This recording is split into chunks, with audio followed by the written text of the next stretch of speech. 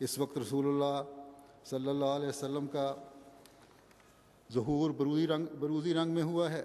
ایک جماعت صحابہ کی پھر قائم ہوئی ہے، اتمام نعمت کا وقت آ پہنچا ہے، لیکن تھوڑے ہیں جو اس سے آگاہ ہیں اور بہت ہیں جو ہنسی کرتے اور ٹھٹھوں میں اڑاتے ہیں، مگر وہ وقت قریب ہے کہ خدا تعالیٰ اپنے وعدے کے موافق تجلی فرمائے گا اور اپنے زور آور حملوں سے دکھا دے گا کہ اس کا نذیر سچا ہے۔ فرمایا حضرت محمد مصطفیٰ، حضرت خاتم الانبیاء، اسلام احمدیت، غلام احمد کی خلافت احمدیہ، نعرہ تکبیر۔ فرمایا احادیث نبویہ میں صراحت سے لکھا گیا ہے کہ آنے والا مسیح اسی امت میں سے ہوگا،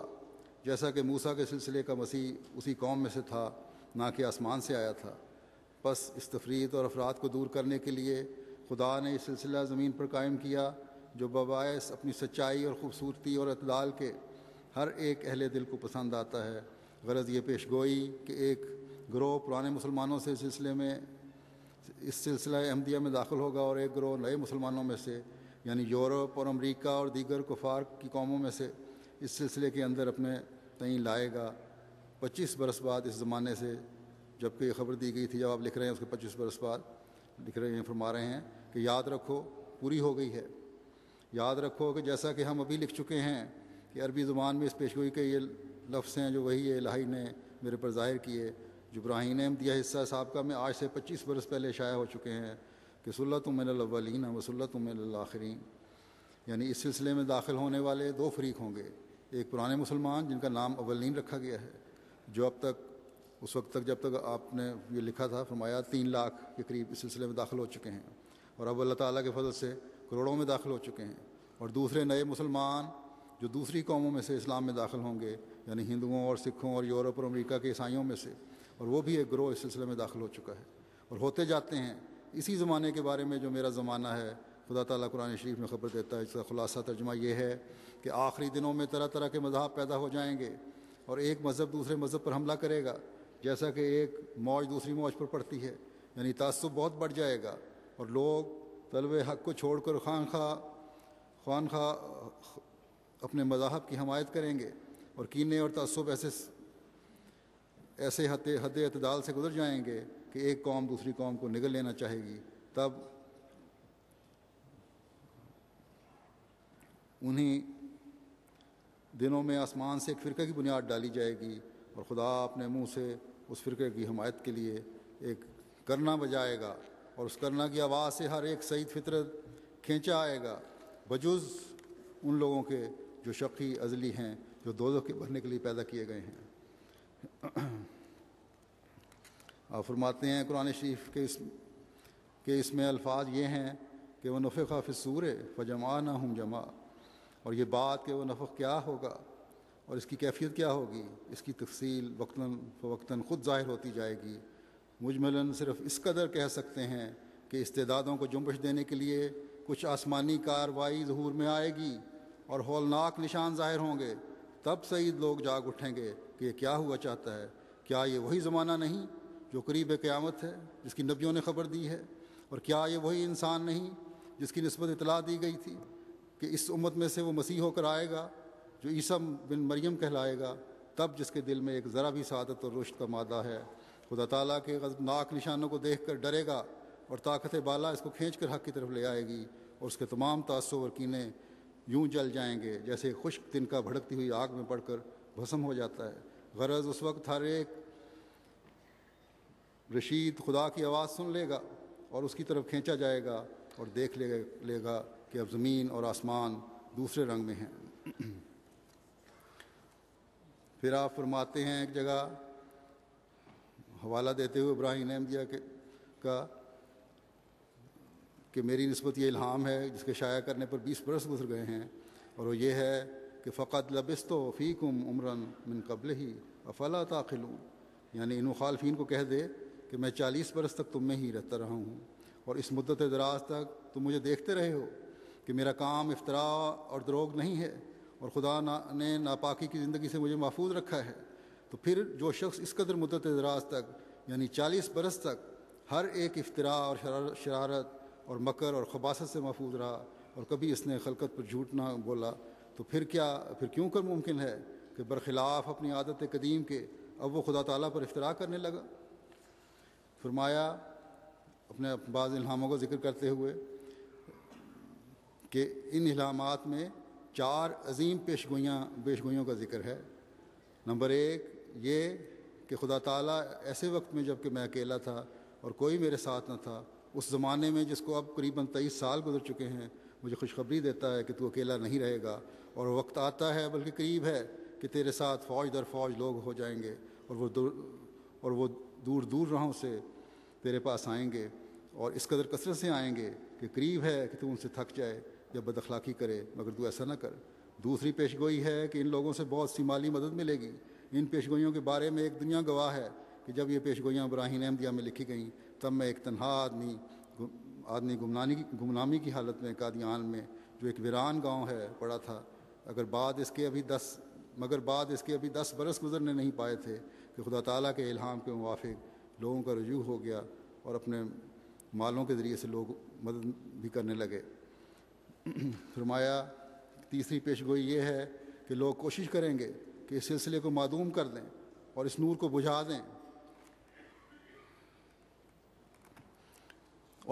بجھا دیں، مگر اس کوشش میں نامراد رہیں گے۔ اب اگر کوئی شخص صحیح بے ایمانی اختیار کرے تو اس کو کون روک سکتا ہے، ورنہ یہ تینوں پیشگوئیاں آفتاب کی طرح چمک رہی ہیں۔ ظاہر ہے کہ ایسے زمانے میں جب کہ شخص گمنامی کی حالت میں پڑا ہے اور تنہا اور بے کس ہے اور کوئی ایسی علامت موجود نہیں ہے کہ وہ لاکھوں انسانوں کا سردار بنایا جائے، اور نہ کوئی یہ علامت موجود ہے کہ لوگ ہزار روپے اس کی خدمت میں پیش کریں، پھر ایسی حالت میں ایسے شخص کی نسبت اس قدر اقبال اور نصرت الہی کی پیشگوئی اگر صرف عقل اور اٹکل کے ذریعے سے ہو سکتی ہے تو منکر کو چاہیے کہ نام لے کر اس کی نظیر پیش کرے، بالخصوص جب کہ ان دونوں پیشگوئیوں کو اس تیسری پیشگوئی کے ساتھ ہی رکھا جائے، جس کا مطلب یہ ہے کہ لوگ بہت کوشش کریں گے کہ یہ پیشگوئیاں پوری نہ ہوں، لیکن خدا پوری کرے گا، تو بضرورت ان تینوں پیشگوئیوں کو یکجائی نظر کے ساتھ دیکھنے سے ماننا پڑے گا کہ یہ انسان کا کام نہیں ہے۔ انسان تو یہ دعویٰ بھی نہیں کر سکتا کہ اتنی مدت تک زندہ بھی رہ سکے۔ پھر چوتھی پیشگوئی ان علامات میں یہ ہے کہ ان دنوں میں اس سلسلے کے 2 مرید شہید کیے جائیں گے، چنانچہ شیخ عبد الرحمن صاحب اور امیر عبد الرحمن صاحب والی کابل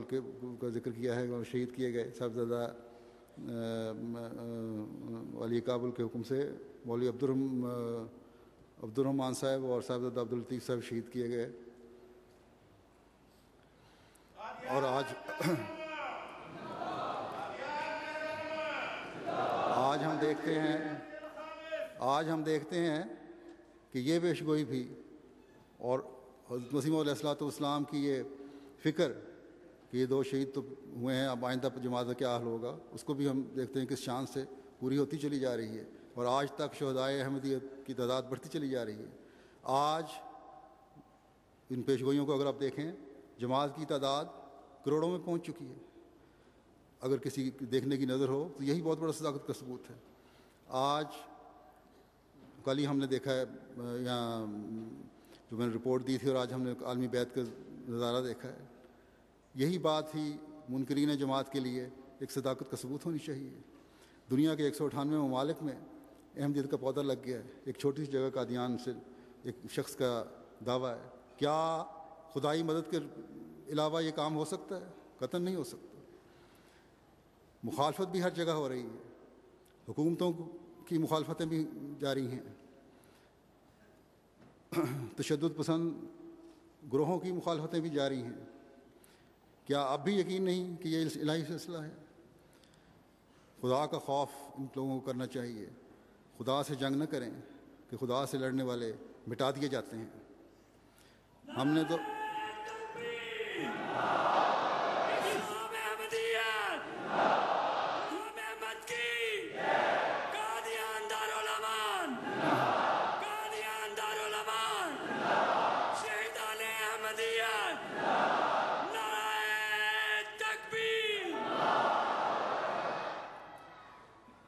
بس ہم نے تو اگر کوئی ہتھیار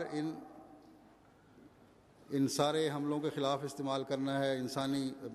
تدبیروں کے خلاف استعمال کرنا ہے، تو دعا کا ہتھیار ہے. اور جب تک ہم یہ ہتھیار استعمال کرتے جائیں گے انشاءاللہ تعالیٰ کوئی دشمن، کوئی طاقت جماعت کا بال بھی بیکا نہیں کر سکتی. پھر آپ فرماتے ہیں کہ اور ہزارہ لوگ ایسے ہیں کہ محض خوابوں کے ذریعے سے خدا تعالیٰ نے میرا سچا ہونا ان پر ظاہر کر دیا ہے. غرض یہ نشان اس قدر کھلے کھلے ہیں کہ اگر ان کو یکجائی نظر سے دیکھا جائے تو انسان کو بجوز ماننے کے بن نہیں پڑتا.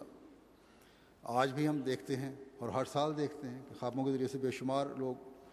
احمدی ہوتے ہیں. اب چند میں نے کل بیان کیے تھے واقعات، ایک دو میں اس زمانے میں بیان کر دیتا ہوں کہ آج کل بھی اللہ تعالیٰ کی تائیدات کس طرح حضرت مسیح علیہ الصلوۃ والسلام کے ساتھ ہیں. الجزائر کی ایک فیملی نے MTA کے ذریعے اپنے 14 سال بچے کے ذریعے بیعت کی تھی. اور میں جب اٹلی گیا ہوں وہاں مجھے یہ فیملی ملی بھی تھی. انہوں نے اپنے بچے کی خواب سنائی کہ انہوں نے بیان کیا کہ ان کے بیٹے کو کینسر تھا. ایک دن اس نے خواب میں دیکھا کہ حضرت عیسیٰ علیہ السلام آسمان سے اتر رہے ہیں. تب دوسرے دن اس نے اپنے والد صاحب کو بتایا، لیکن انہوں نے زیادہ اہمیت نہیں دی اس کی بات کو. کچھ دن کے بعد وہ ڈش اینٹینا پر TV دیکھ رہا تھا، ریموٹ سے چینل تبدیل کر رہا تھا، تو اچانک MTA نظر آیا. اور حضرت مسیح علیہ الصلوۃ والسلام کی تصویر دیکھتے ہی بچے نے کہا یہ تو وہی شکل ہے جو حضرت عیسیٰ علیہ السلام کی جو میں نے خواب میں دیکھی تھی. تب اس کے والد نے کہا کہ اس کے بعد دیکھنا چاہیے اس کو. اس کے بعد پھر انہوں نے عربی پروگرام دیکھنا شروع کیا اور پھر سارے خاندان نے بیعت کر لی. اور یہ بچے کے ذریعے اللہ تعالیٰ نے اس سارے خاندان کی ہدایت کا ذریعہ پیدا کر دیا. اور اللہ تعالیٰ کے فضل سے اس بچے کو کینسر سے شفا بھی ہو گئی. پھر شعبان اتحامی صاحب ہیں، وہ لکھتے ہیں کہ ماہ اگست میں نماز تہجد کے بعد نماز فجر کا انتظار کر رہا تھا کہ نیند آ گئی. خواب میں دیکھا کہ ایک منادی بلند مگر خوبصورت اور میٹھی آواز میں کہہ رہا تھا اے اللہ کے بندو اٹھو اور نبی کا استقبال کرو. اس وقت میں نے پاکستانی کپڑوں سے ملتے جلتے اچھے کپڑے پہنے تھے. میں نے اچھے کپڑے پہنے میں نے پہلے کبھی نہیں پہنے تھے. اس وقت خواب میں کہتے ہیں باہر نکلا تو دائیں بائیں حد نظر تک پھیلا ہوا ہجوم دیکھا جہاں لوگ قطاروں میں کھڑے تھے. ان میں سبز لباس پہنے ہوئے بچے بھی تھے. آسمان کا رنگ اس قدر نیلا تھا کہ پہلے کبھی نہیں دیکھا تھا. بہت سے ایسے پرندے بھی دیکھے جو پہلے نہ دیکھے تھے.